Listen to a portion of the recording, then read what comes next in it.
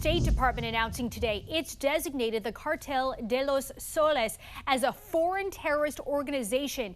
It is a move that could give the Trump administration new tools to go after the cartel, which they claim is led by Venezuelan President Nicolas Maduro, claims he denies. The National News Desk, Jeff Harris, joins us. The designation not only targets Maduro, Jeff, it also could be part of a larger push to stop outside influence. Tell us more. Some lawmakers and security experts believe that this designation and the buildup of U.S. forces in the Caribbean goes beyond just the Maduro regime, but expands to getting Russia and China, who are allies of Venezuela, out of the Western Hemisphere. On Monday, the State Department formally designating Venezuela's Cartel de los Solos as a foreign terrorist organization.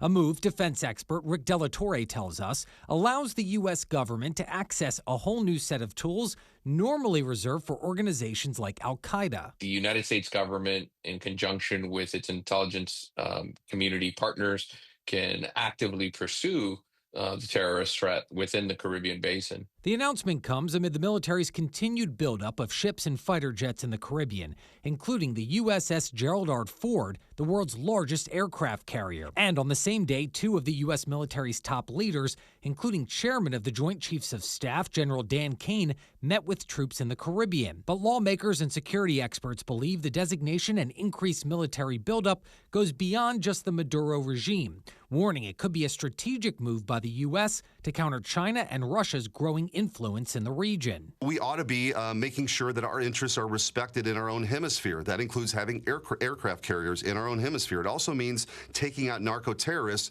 who are finding new ways to poison Americans. President Trump, I think, is looking at this and saying, we cannot allow our greatest geopolitical rival in Beijing to have a presence in our neighborhood the way China has for the last 20 years. Delatorre adding he believes it's also the Trump administration influencing all the neighbors in the Caribbean basin and Latin America. Letting them know that these kinds of relationships with Iran and China and Russia aren't going to be allowed any longer within our hemisphere.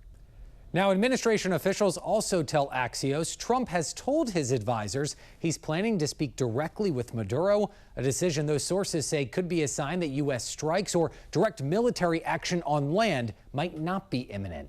Reporting for the National News Desk, I'm Jeff Harris.